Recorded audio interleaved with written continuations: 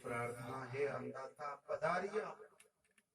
आंगणीय, आंगणीय से तात्पर्य हृदय का भी है और आंगणीय से मोटी भाषा में तात्पर्य किसी के घर के आंगन में गुरु जी पधार जाए इसका भी है।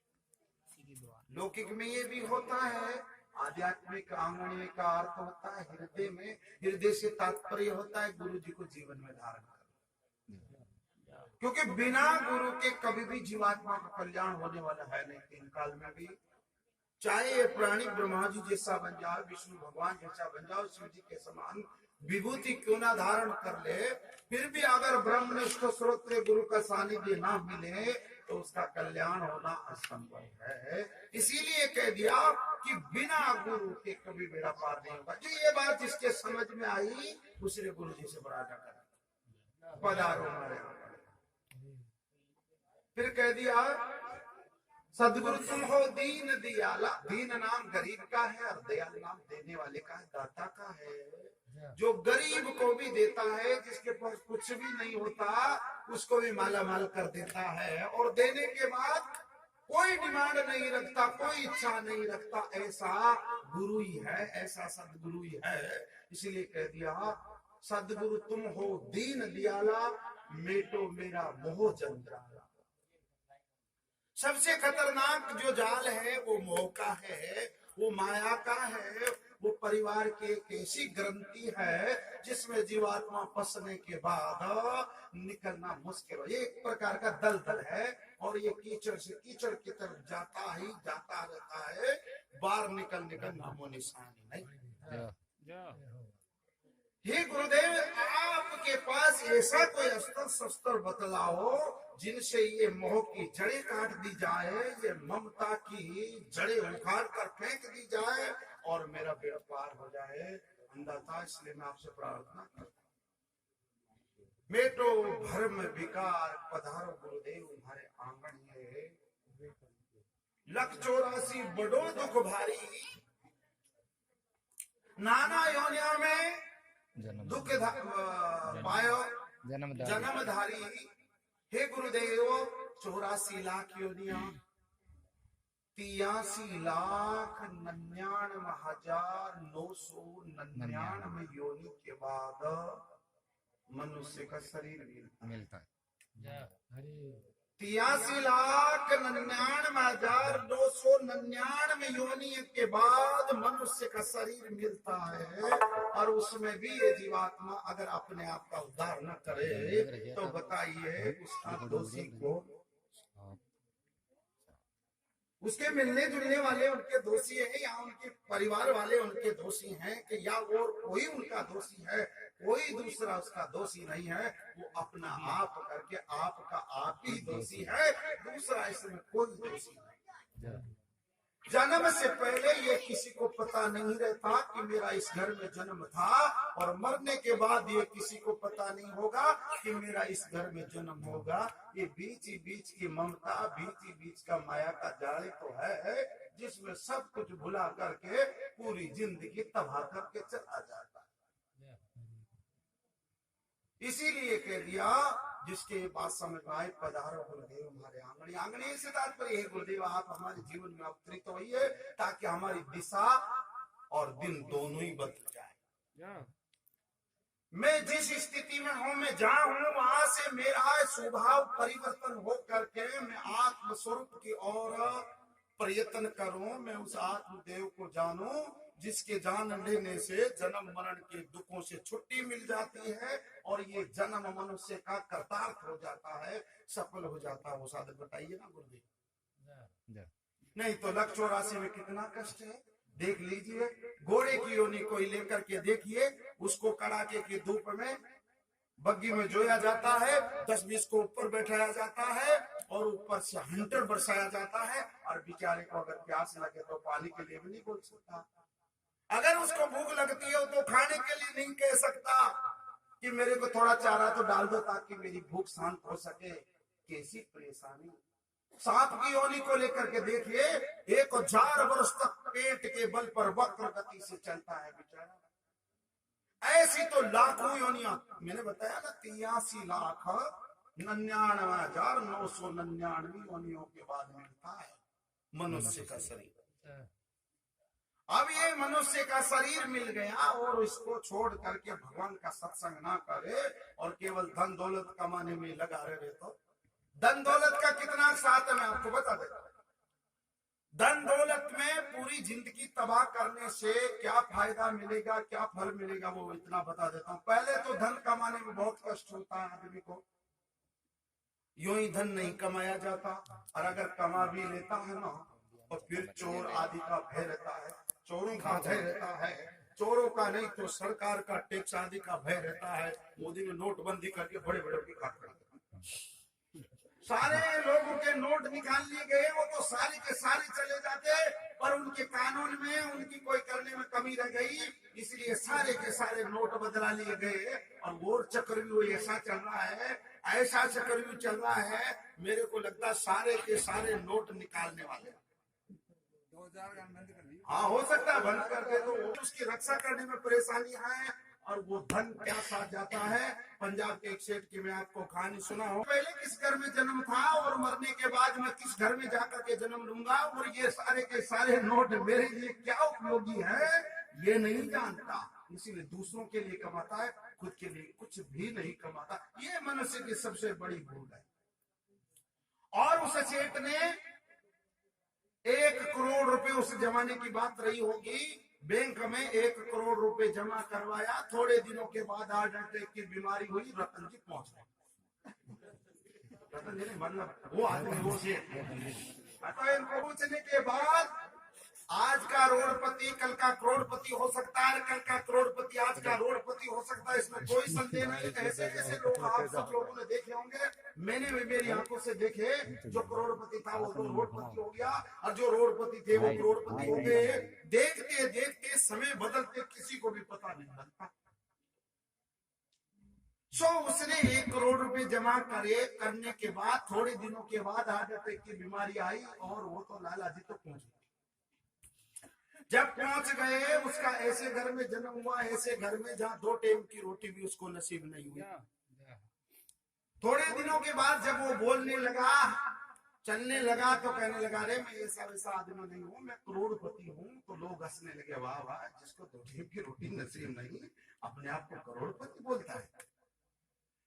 थोड़े दिनों के बाद समय गुजरता गया, 10 साल की उसकी आयु हुई, वो 10 साल का हो गया लड़का। कहने लगा, मैं वास्तव में ही सेठ हूँ, मेरे 1 करोड़ रुपए बैंक में जमा है। तो आप जैसे 10-5 लोगों ने देखा, अरे इनका कम से कम खोज तो करनी चाहिए, और ऐसा विचार करके अपने पैसों से गाड़ी किराए से की, उसको बैठाया और ले गए जहाँ उसने वो गांव बताया था।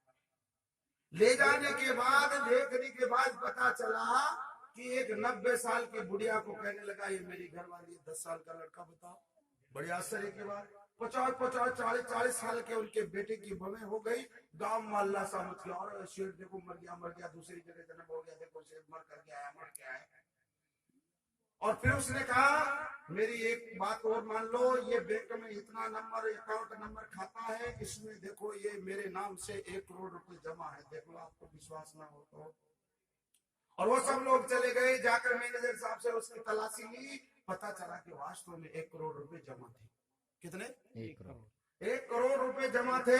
तो उन लोगों को फिर तो अवश्य ही उनके प्रति हमदर्दी हो गई। अरे बोला, यार वास्तव में ये आदमी तो वास्तव में करोड़पति है। और मैनेजर साहब से कहा, मैनेजर साहब, ये 1 करोड़ रुपए इसी भाई के हैं, और कैसे भी करके ये इनको मिल जाना चाहिए। उन्होंने कहा, देखो बढ़िया जो की बात है, इनके हैं तो कोई बात नहीं, मिल जाएंगे, पर मैं तो डायरेक्ट दे नहीं सकता, आप कोर्ट केस करिए, अगर कोर्ट इसका निर्णय देता है तो 1 करोड़ रुपए देने में मेरे को कोई हर्ज नहीं। कोर्ट में केस हुआ, FIR दर्ज हुई, बहस हुई, वकीलों ने जो सब कुछ सही चल रहा था, पैसे मिलने ही वाले थे। एक वकील ने कहा, सब कुछ तो ठीक है, पर साहब ये फोटो से फोटो मैचिंग नहीं। अब फोटो से फोटो कैसे मैचिंग करे बताओ? एक बुढ़े आदमी की फोटो जवान बच्चे के साथ कैसे मैचिंग खाएगी? और ये वकील, जब वकील ने बहस दी, तर्क दी, तो जज साहब ने निर्णय दे दिया, बोला है, हजारों लोग मर के आएंगे, कितने लोगों को बैंक पैसे देते रहेगा, जाओ, कोई पैसे नहीं। 1 करोड़पति होते हुए एक धेला का उपयोग नहीं कर सका। उसने कमाया था ना, पर 1 रुपए का उपयोग किया क्या दूसरे जन्म में? आदमी खुद कितना खाएगा? ज्यादा से ज्यादा 2 रोटी सुबह खा लेगा, 2 दोपहरी में खा लेगा, 2 शाम को खा लेगा। आजकल 2 टाइम खाने लगे। पर इंसान 2 रोटी की परवाह नहीं करता, 7 पीढ़ी के लिए धन इकट्ठा करने की सोचता है। अरे बंदे, और तुम जिनके लिए इकट्ठा करते हो उनको सोच लो, वो तुम्हारे मिलने वाले हैं, तुम्हारे कर्जदार हैं कि तुम उनके कर्जदार हो। ये सारा परिवार, ये मोह माया ममता भी जब तक रहेगी आपके पास, कि जब तक या तो आप उनके कर्जदार हो या फिर वो आपके कर्जदार है। ऐसी एक घटना सुनाऊं मैं आपको। एक भाई बनी का व्यापार करता था, तो उसको बढ़िया मुनाफा मिला, तो एक भाई को साथ में कह दिया, बोला तो मेरे साथ में थोड़ा सहयोग कर देना, हेल्प कर दिया करो। मैं जो भी धंधे में मेरे जो मुनाफा होगा उसमें से आधा 50% तेरे को दूंगा, आधा तेरे को दे दूंगा मैं। और उस आदमी ने उनको साथ लगाया, वो भी साथ लग गया, और लगने के बाद उन्होंने बनी का व्यापार किया, और व्यापार करने के बाद पहली बार में 1 लाख रुपए का मुनाफा मिला। और मिलने के बाद जिसको साथ लगाया था उसको लोभ आ गया, बंबई धर्मशाला में जिसने उसको साथ लगाया था उसका मर्डर कर दिया। वो 1 लाख रुपए लेकर घर आया। उसमें से उनके परिवार वालों को उस समय मोटरों की सुविधा नहीं थी, ये गाड़ी घोड़े नहीं थे, आदमी पैदल आया जाया करता था। तो घर वालों को 10,000 रुपए दे करके कहा कि पता नहीं उनको अचानक पेट में दर्द हुआ था, उनकी मृत्यु हो गई, मेरे पास कोई साधन भी नहीं था, मैं उनको लेकर आता। घर वालों को विश्वास हो गया, भाई ये क्यों मारेगा बेचारा, ये तो उसका मित्र है, और 10,000 रुपए और दिया है इसने। उसके बाद उसके एक लड़के का जन्म हुआ। जन्म होने के समय उसने खूब हौज-मौज से बड़ा उत्सव मनाया, बहुत पैसे खर्च किए। थोड़े दिनों के बाद वो जो जन्म देने वाला लड़का था ना, वो बीमार हो गया, और उसका बहुत इलाज करवाया, देश विदेशों में इलाज करवाया, मगर कहीं भी उसका इलाज नहीं हुआ। और उसकी 10 साल की आयु हो गई थी बच्चे की। तो एक दिन उसका बाप कहने लगा, बेटा तूने मेरे को बहुत दुख दिया। तो लड़का क्या बोलता है, मैं तेरा बेटा नहीं हूँ, मैं तेरा वही दोस्त हूँ जिसका तूने बंबई धर्मशाला में मर्डर किया था ना। मेरे सारे पैसों का हिसाब चुकती हो गया, पर अब 500 रुपए तेरे पास शेष बचे है ना, ये मेरी अंत्येष्टि क्रिया में लगा देना, अब राम राम मानना, मैं सही। ऐसे करके उसने प्राण छोड़ दिया। यही बाप बेटों का, मिलने जुलने वालों का खर्चा अर्जा संबंध सब कुछ इसी प्रकार से हुआ करते हैं। अगर ऐसा नहीं होता है तो उसका रिश्ता टूट जाता है। या तो बाप सेवा करता है, जब तक बाप बेटे का कर्जदार रहता है तो बाप उतने दिन उस बेटे की सेवा करता है, और बेटा अगर कर्जदार रहता है उतने दिन बाप की सेवा करता है। ये एक प्रकार की कर्मों की मोहजाल है। ये अंदाता, इससे बाहर निकालो, कैसे भी करके बाहर निकालो। इसलिए खुद के लिए भी कमाना चाहिए, इनकी ज्यादा चक्कर में ना पड़ करके। एक नगर में महात्मा जी आ गए थे। महात्मा जी बड़े विचारवान थे, सेठ जी बहुत उस्ताद थे।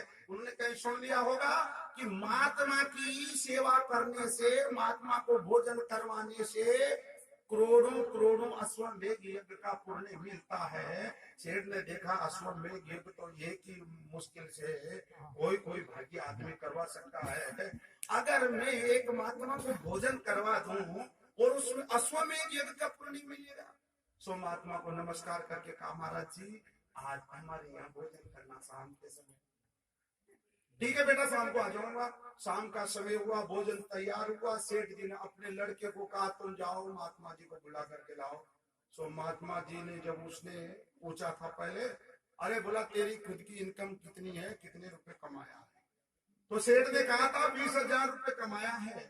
शाम के समय जब लड़का गया, देखा गले में 9 करोड़ का हार है, तो महात्मा जी तो बिगड़ गए। तेरा बाप बोल के गया था कि मैंने 20,000 रुपए कमाया है, बेटे के गले में 9 करोड़ का हार डाल रखा है, बोल देना नहीं आऊंगा भोजन करने के लिए। जब बेटा जाकर सेठ जी से कहा, पिताजी महात्मा जी तो नाराज हो गए। सेठ जी खुद गए, भले महाराज जी क्यों नहीं आया भोजन करने के लिए? अरे क्यों नहीं आया? तूने क्या कहा था? 20,000 रुपए कमाया जीवन में, और 9 लाख रुपए का 9 करोड़ का हार बच्चे के गले में डाल रखा है। महात्मा कोई पागल समझा है क्या? बोले महाराज जी बात बताऊं, वो 9 करोड़ का हार मेरे साथ जाएगा क्या? अगर आज ही मेरा शरीर छूट गया मान लो, तो वो 9 करोड़ का हार मेरे साथ जाएगा क्या? मैंने तो आप जैसे साधु संत महात्मा से सुना है कि जो इंसान पुरने में धन खर्च करता है वो उसकी निजी कमाई होती है, बाकी जितना धन दौलत वैभव होता है उन सब का तो यहाँ का यहाँ बंटवारा कर लिया जाता है। मैंने आप जैसे लोगों से सुन करके सत्संग करवाया था और उस सत्संग में महात्मा जी को बुलाए थे और उसमें मेरा 20,000 रुपये खर्च हुआ था। मैंने देखा वही शायद में मेरी निजी कमाई है। महात्मा जी ने कान पकड़ दिए और खड़े होकर के आ गए भोजन करने के लिए। इसीलिए खुद के लिए भी कुछ कमाना चाहिए, उसमें से पाती नहीं होती, उसमें से टैक्स नहीं लगता है, वो उनकी खुद की निजी कमाई है। इसलिए ये मोह माया का बहुत खतरनाक जंजाल है। इसीलिए कह दिया ये सारे जितने भी कर्मों के परिणाम से लग 84 का दुख भोगना पड़ता है। हे अन्नदाता ये मेट्रो कष्ट आपार पधारो हमारे अंग, ऐसे करके गुरु जी से प्रार्थना की गई भजन में।